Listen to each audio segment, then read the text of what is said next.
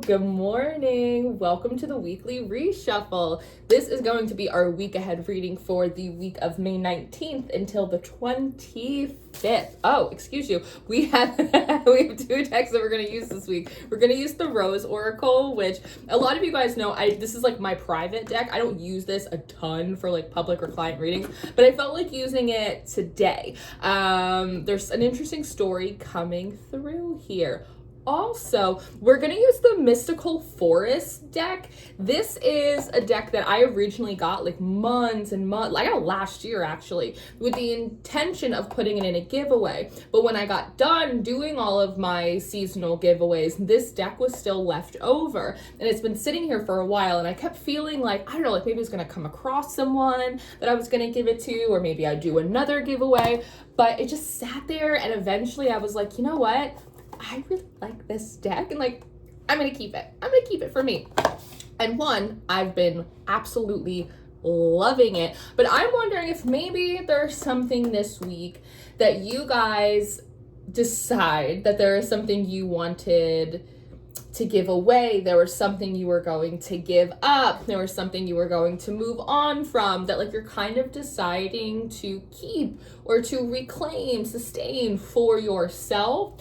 Also, not for nothing, just because we love art around here, this deck is so beautiful. It's so, they didn't send this to me, I bought this with my own big person money, but it's so colorful, it's so bright, it feels like it's so poppy and like fun for summer. There's also like the artistic concepts here are really kind of abstract and fun, but the deck itself is also like really diverse. Like I'm seeing flora and fauna, and I'm seeing animals, and I'm seeing people that just are different than what we normally see. I think we can all admit that like the tarot industry is a little whitewashed, right? So it's nice to see just like a wider variety of gorgeous human beings here. The Emperor card has actually been coming up in this deck a lot for me lately. And something that's interesting is in one of the tarot groups that we've had in the last few weeks, we were talking about the Emperor card. And specifically about how if we are in the process of refeminizing our decks, right? Women read tarot. And the Emperor is associated with Mars, the planet, and the god of war, also known as Aries. Then we could also argue that Mars and the planet of war could also be associated with a slightly more elegant energy like Athena. If Aries and Mars, the god of war, can be the emperor, then why can't another goddess of war like Athena also sit that throne, taking a more stoic and strategic approach to battle? Really fun. And there's something that connects to some of these cards that are coming out. And we also have the World, that point came to me, the World card was right there gorgeously at the bottom. So in our meditation from this morning, something that we were talking about was the necessity to create space. That sometimes in life, in the day, in the week, people don't, I always used to say this all the time, that people never say, you know what, you've been working hard, you should take a vacation. You know what, you haven't really been catching up on your book, you should take some time for you. Oftentimes, like, these are spaces that we have to claim. And something that I was talking about in the meditation is I'm part of like a different meditation group where I'm not the leader, I'm just a participant like everyone else. And it can be challenging sometimes for me to like show up when like I'm not obligated, right? Where like I'm not on the schedule. But it's really important for me in my life to create spaces to read my book, create spaces where I'm a recipient of the meditation, to create spaces where I can be messy and creative, right? So I can create spaces like just for me, like whatever it is, creating space that sometimes through the 20-minute doom scroll, through like walking back and forth around the house because you don't know what to do, that weird stress spiral we all get into, there's just this idea of how much time we could be using to take care of ourselves, times that we could be using to tend to our relationships, times we could be using to play around with our creativity, practice our hobbies, stretch, scream, cry, divinate, like just do the stuff that like we like to do that we always feel like we don't have enough time to do. There was this big energy this morning of actually maybe you don't have all the time in the world you want to do it, but you have more time to do it than you guys are actually like utilizing. So there was a lot about time management that came through in this morning's meditation for this week. I also kept putzing about about with this tiger's eye, I feel like this is like my emotional support tiger's eye today. I don't know what it is this week. I just want to like tuck it in my bra and just like carry it around in like my tender heart.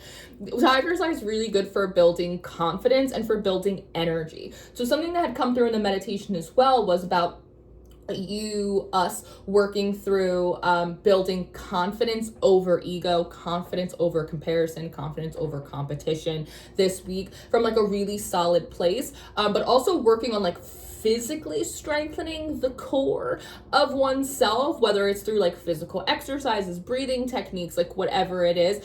The general theme is about bringing it on home and like reclaiming sovereignty over our focus, over our emotions, over our nervous system, and tiger's eye potentially giving us enough of that like boost of energy to kind of like open up our eyes a little wider, look around, have that extra burst of energy to go, wait, let me rethink this. Actually, I would rather spend the next 20 minutes doing X instead of Y, right? Sometimes it's just that extra moment where you go, wait a second, let me reshuffle, let me rethink this for a second, hold on. Okay, now I go. That just like allows us to make decisions from a more conscious and like productive space. So again, there's a lot about time and energy management.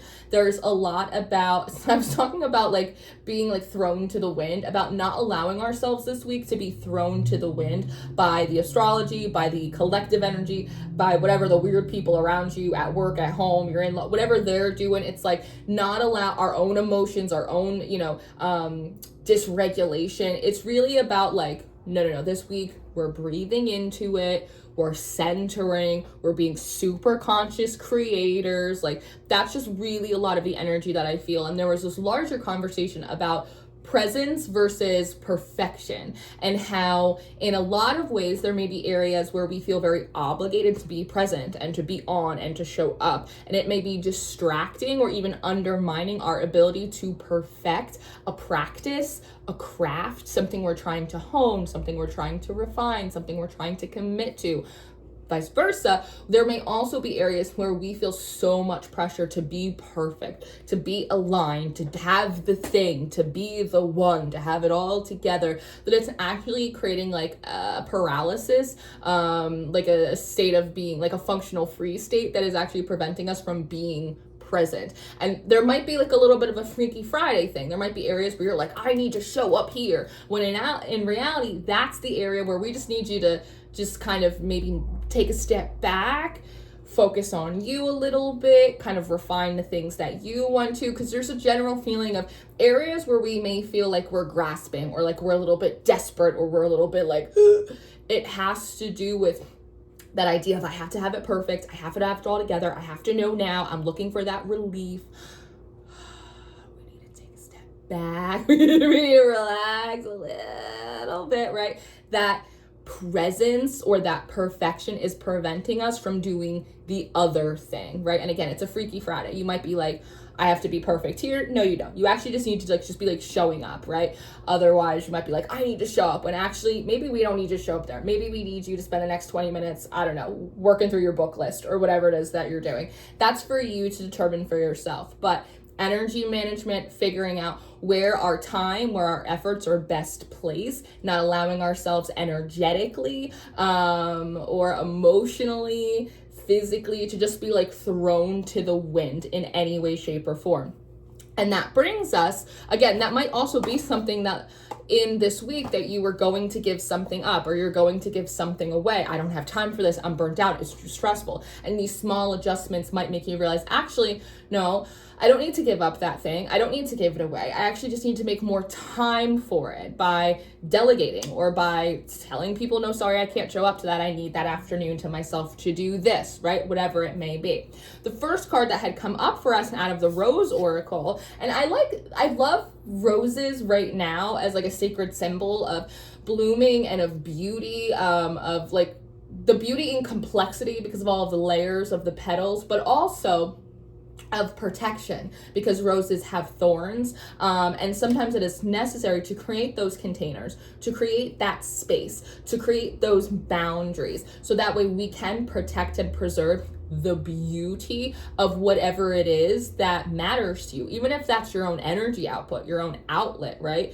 If I am so stressed about being obligated to show up at a certain place, time, or thing, that might like actually ruin the beauty of me even being there, period. Because if I show up and I'm not in the right energy, like that's actually not helpful to the people that I'm going to be around or the place that I'm going to be in, right? There's a little food for thought. But the anointed comes up first. It says, answer the call. Leadership, empowerment, soul gifts. And it's so funny that I when I look at that, like answer the call, leadership, it wants to come forward like so heavy, so masculine, so like bootstrappy, but you look at it and it's so effervescent. It's almost like this card almost feels like fizzy to me in a way, almost like, I know it sounds so funny, but like stucco, like where it's like, it's so strong, but it's almost like you could still tell it's like it's filled with air, sort of like popcorn stealing. It's like it's light, but there's like this interesting texture to it, like a pumice stone. There might be something about like actual like physical exfoliation of like the skin this week, because she is in like kind of like this big water basin, like this big water bath here. But I love this idea of like soul gifts, answer the call, leadership. It almost feels to me like it's operating through like the power of one, the power of identifying. It feels like one, with the answer the call, maybe again, it has to do with something you're like reclaiming or taking like upon yourself. I'm also hearing the word title. So there might be like a specific title. You might have been like, no, I'm not the high priestess. Like, no, I'm not the matriarch. No, I'm not this. I'm just, what is it? Remember, what was it? The Barbie summer? Barbie is an astronaut and he's just Ken. Like there's sort of this like I'm just Ken energy, I'm nobody energy that like wants to be leveled out a little bit. So I feel like the answering of the call is you deciding on one hand to either reclaim something, not give something up, saying actually I'm going to do this, I'm not letting this go, or even something that you have been desiring, or it comes up with this card slightly down the line, and it kind of is this very subtle whispering of what to do next or what you're meant to do, or there's sort of the emotional pieces of a new purpose or of a larger, I don't know, aspect of your story that's coming through, but it's not fully formed yet. It comes through like remembering pieces of a dream, and that's annoying, but that's kind of how it feels in my brain.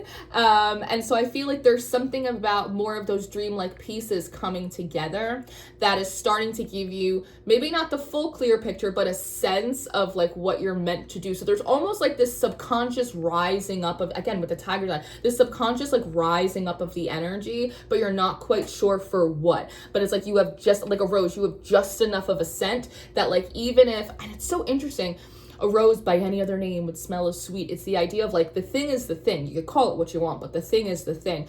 And I almost see you like, I know it's so funny, like maybe it's through this week, maybe this is like a pattern, but almost like a puppy, like sniffing around for like the scent of the rose, even if it's, I don't know, like disguised as a lilac, or even if it's disguised as like a burning bush, or if it's disguised as a big boulder. It's like a rose is a rose is a rose. And like even here, if you look at her face, I know a lot of you are probably listening to me on your headphones, but if you look at her face, it almost looks like she is sniffing, or like she is trying to sense or like smell something here.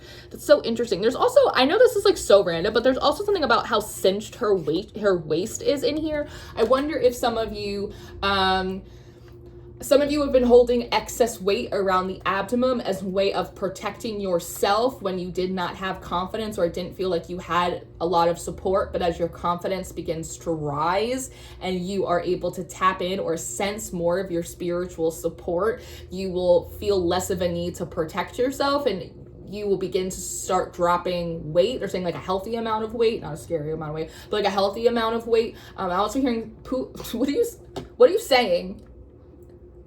Pooch, the pooch. They're talking about the little pooch. They'll lose the pooch. They're gonna lose the pooch. because of that, because energetically we can like hold on to weight for whoever that is for. But there is this sense, even with her arms up, it's like it's very receptive. There's also, with all this water here, I wonder if there's something about you guys. I made a joke in the morning meditation. I'm like, are you hydrated? And I said, probably not, drink more water. I wonder if there's something about like a lot of lymphatic drainage. Like I just feel like a lot of shit draining out of you this week, energetically, literally. So I don't know. I just feel like, I don't know, by the time the new moon comes, like you feel like you had a little bit of like a glow up or something. There's something interesting about that. There's like a slimming and a streamlining.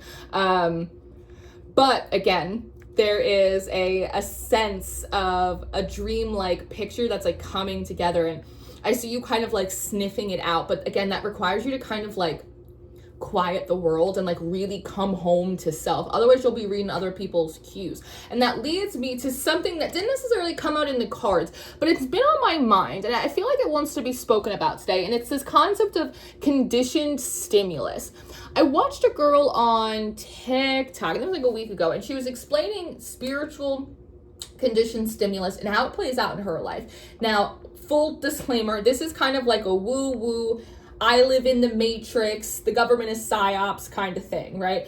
That might not be everyone's cup of tea. It's not always my cup of tea, depending on how my mental health is that week or day, right?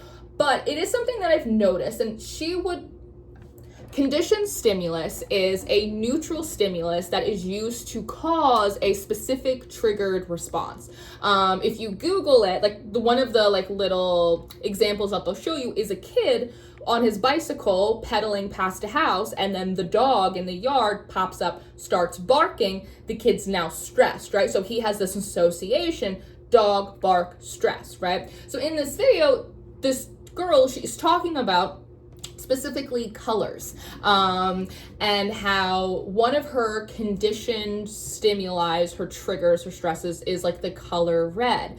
And so and it was a long video. I don't know if it's still up. I saved it. It just sounds like, just in case, like if you want to see it, let me know. I'll send it to you in the DMs. But she was basically saying like every time she was talking about this, like a one specific thing, and it was like a 10-minute long video. Every time she was talking about this one specific thing, there would be a red car that passed her, and then she would talk about something different, and then a blue card would pass her. And I just thought, just like as an observer, like it was really interesting. And so, and maybe it's because I observed it, it's popping up, right? So this isn't like, this is divine information. This is like, I saw this, I'm observing it in my own life.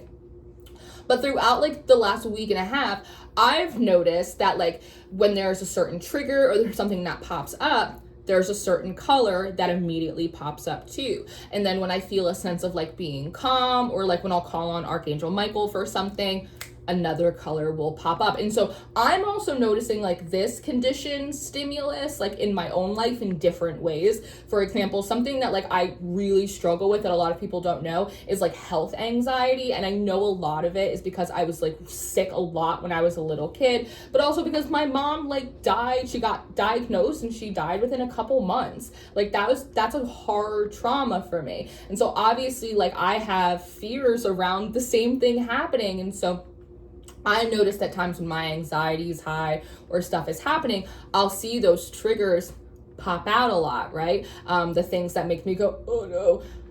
But when I'm really sovereign in my energy, when I'm really kind of not listening to like the feedback of the world, when I'm really strong in my own confidence and my own spirit and my own like truth and practice, the stimulus that comes in, it's totally different. So there might be something like this week about you noticing, I don't know, I know this sounds so funny, but like the way the universe fucks with you, like when you're stressed, how more of those stressful triggers, how they pop up, how when you are focusing really hard on your alignment and like not being swayed, again, like thrown to the wind, that there's like other confirmations, there's other stimulus that comes in. The idea of you being more of an active like player or controller kind of like in the game of life, that's something that's kind of coming through a little bit as well. I say that because of some of the next cards that are coming through. We have the bloom, creations realized, the right time, harvest, celebration. These two cards in and of themselves say that like this is a week of like taking steps energetically, spiritually. I also feel like they're showing me big foot, like a giant's foot, which means that a lot of the steps are, this is so funny, a lot of the steps are like godly steps. They're steps from the divine, because I see like a big giant footprint, and then I see you behind it like Michelle Tanner from Full House, like, wait, I have little legs, like just boop boop boop boop boop boop boop, like 1,000 little like duck prints, like ducky footprints, like behind this big giant. That's a little bit what it looks like, which is kind of wholesome and adorable. But when we're having creative, spiritual, energetic breakthroughs, when you're reclaiming sovereignty and power for yourself, when you're not allowing the collective energy, all the heat from the upcoming new moon, like when you're not allowing all of that to siphon and drain your energy, what's gonna happen?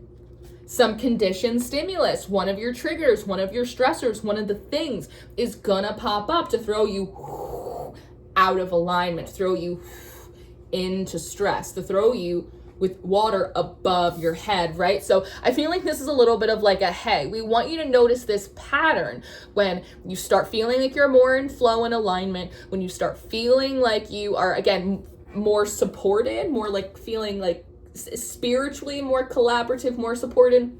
All of a sudden, there's gonna be a little pushback. There might be a conditioned stimulus. And this is an opportunity for you to, one, recognize the points in the cycle. Like when you start going up, you can go, oh, I know, boom, I'm gonna get hit with this bullshit. Okay, I'm gonna be aware of it, navigate around it, right? You can go over, you can go under, you can go around, you can go through, whatever it is. But I know that little point of bullshit, I know it's gonna pop up, right? Which means that you're not like being caught off guard. You're going to recognize the points in the cycle. It's also gonna give you the ability to recognize like what your triggers are at different levels. Like we all have the idea of like, oh, this is triggering me. Like I feel triggered when I don't feel heard, right? But there are also subconscious triggers that we don't realize that we carry. And those can be used to manipulate you. They can be used to pull your chain, right? By people that are just more, they're better observers than you are, right? Whether it's spiritually, energy, spirits, entities, whatever it is that you believe in, right? You have to kind of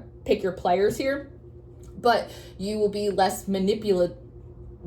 able to be manipulated because you're going to recognize more of what those triggers are, even the subconscious ones that you didn't realize you were operating in, right? Like when you see that commercial or you see that color or you see that thing, actually it might be connected to something else, right? If we believe that all, and again, it brings up the philosophical confrontation of the week. It's like, if we believe that everything is connected, well, let's find out how deep those connections run, right? If we don't believe that, okay, well then we can unhook the need to stress out about those connections or figuring them out, right? So I think that's part of like the creating space and realizing, again, maybe for you, it's not the 20-minute doom scroll. Maybe it's like the cognitive dissonance between what you believe in your heart and what you know through your experience and needing to find the bridge between those, right?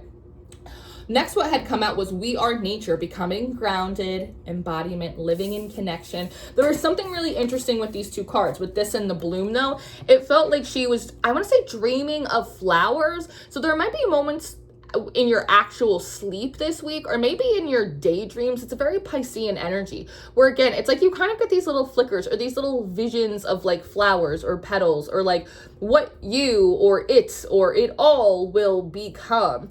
There's also something about, a few weeks ago, there was a message about finding a new access or entry point spiritually through nature. Some of you might have actually followed through on that and are about to see a lot of results.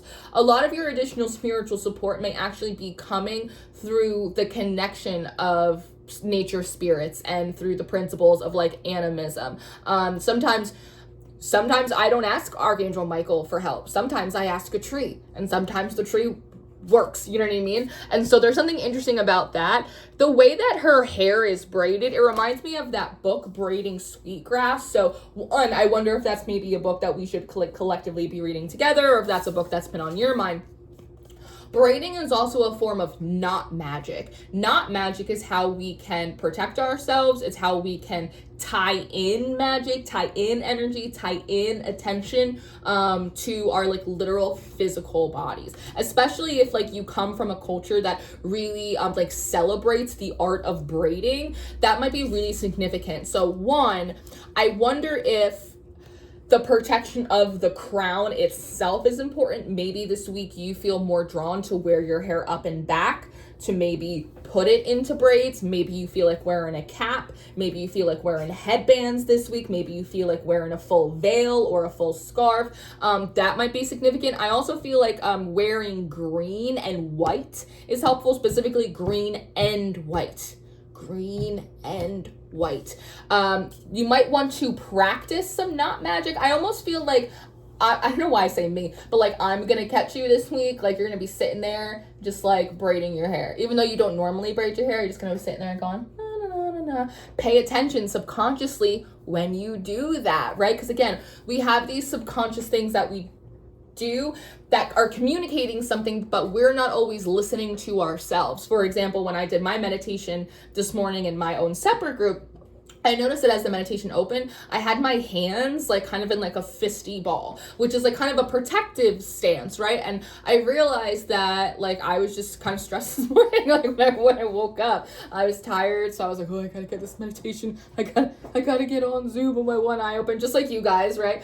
And so I was kind of like, and I was also caffeinated. I had coffee before I ate this morning, so I was a little bit like, ooh, you know, like I need the meditation, but like, ooh. So I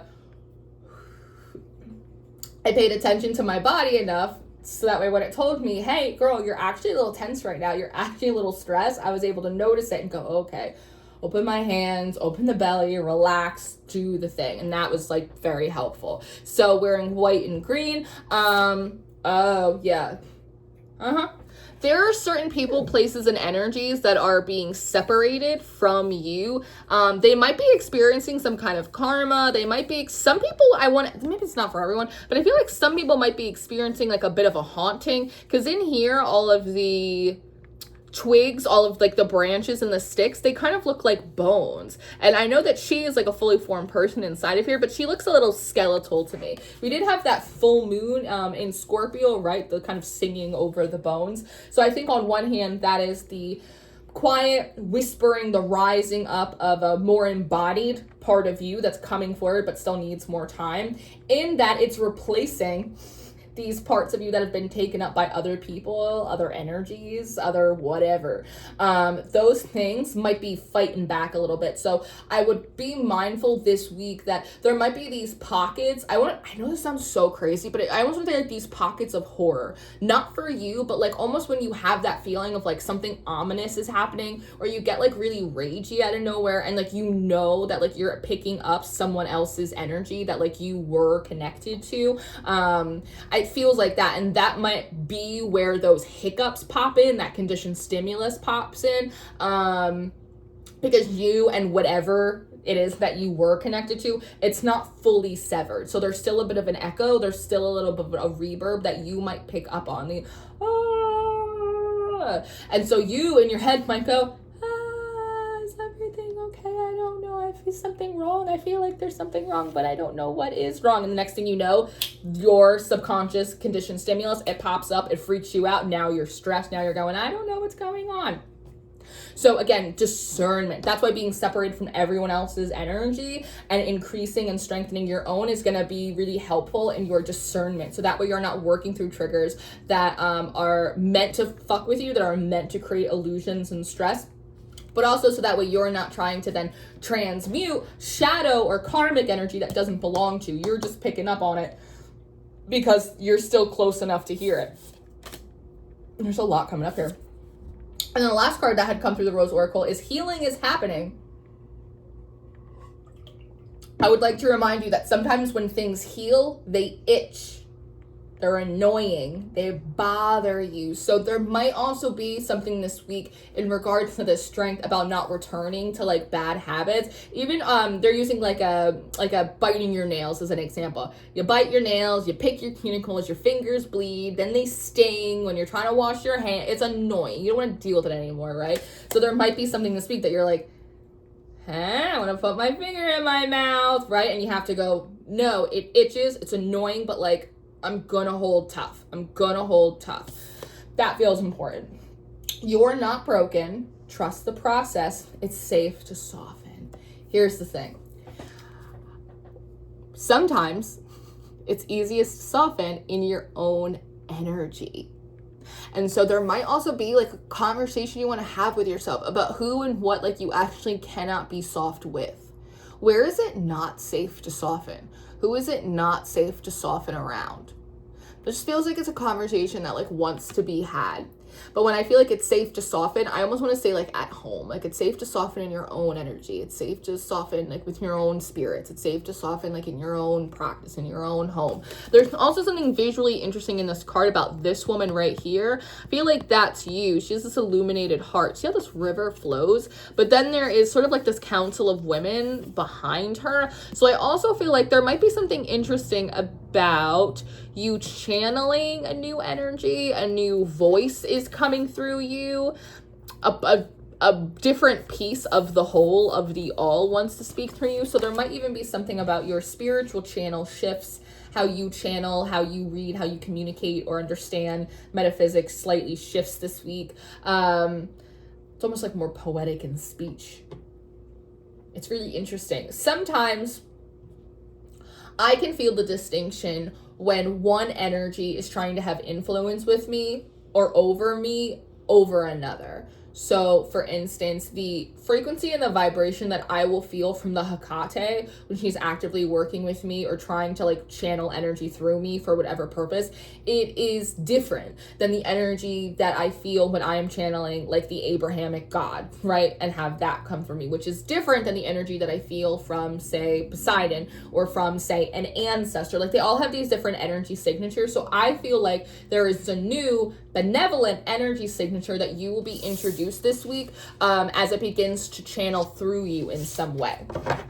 Now we're going to go to the Mystical Forest Oracle, or I'm sorry, Tarot. I've been using so many Oracle decks, I'm just like assuming they're all Oracles, but they're not.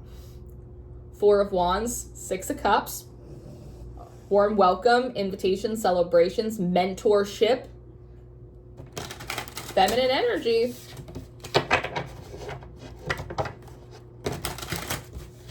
Misconnection. I'm hearing that song. Who sings it? The song is called Misconnection. In a misconnection. It's like a lower, slower song. Misconnection. There's something, I wonder if this energy, this force that's channeling through you is one that tried to come through earlier on in your journey, but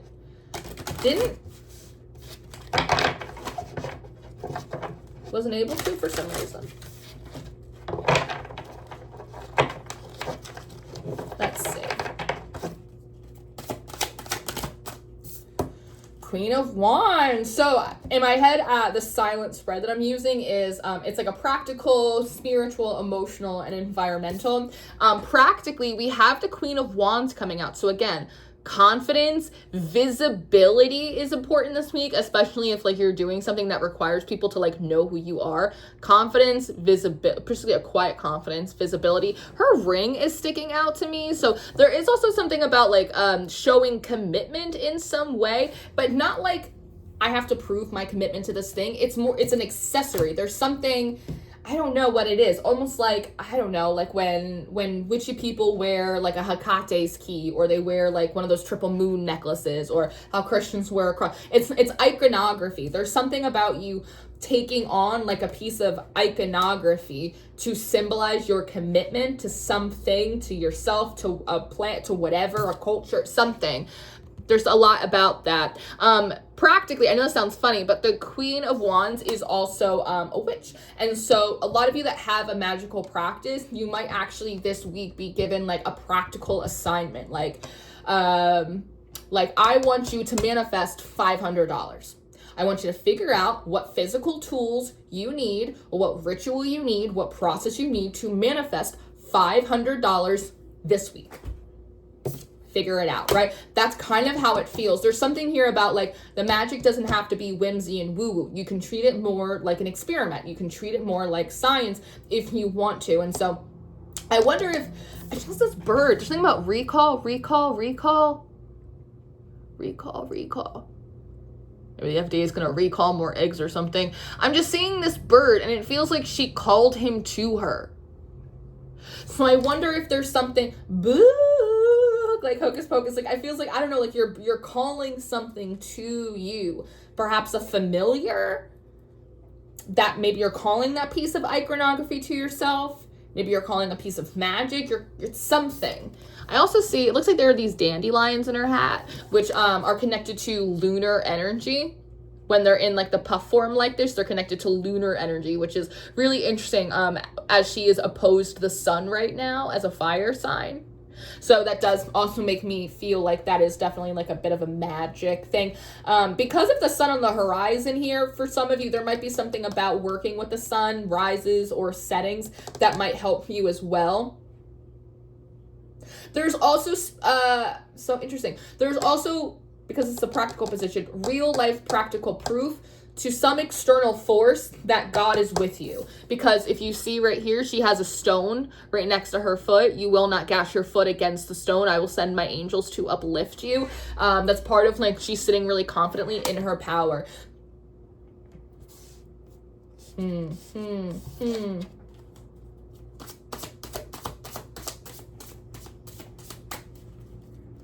Was it here?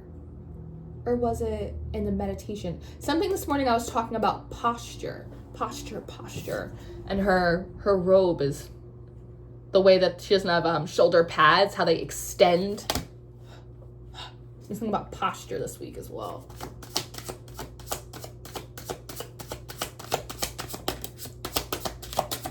Oh, interesting. Okay, so spiritually, we have the King of Cups coming out. So again, there's a lot about emotional discernment and regulation here. I also like how he's sitting, like really confidently. I also like that his throne isn't in the water. It's right next to it. So I think that also is confirming like a more grounded approach. There's also just something interesting with and his sense, I want to actually look at it more of a moon than a sun, but just like the rising and the falling of the tides, it's about rhythms, right? And it's right underneath the bloom, just like, you know, certain things will bloom in the late spring, certain things won't bloom to the end of summer. There's something here about understanding spiritual rhythms and patterns, when the sea rises, when it starts to drain, when things need to be planted, when things need to be harvested. There's a sense of, these are both like higher court cards. There's a sense of maturity, and like we want to move on to the next lesson now, so you need to understand again the cycle, the trigger, the patterns. You can't plan without any of that. How could you?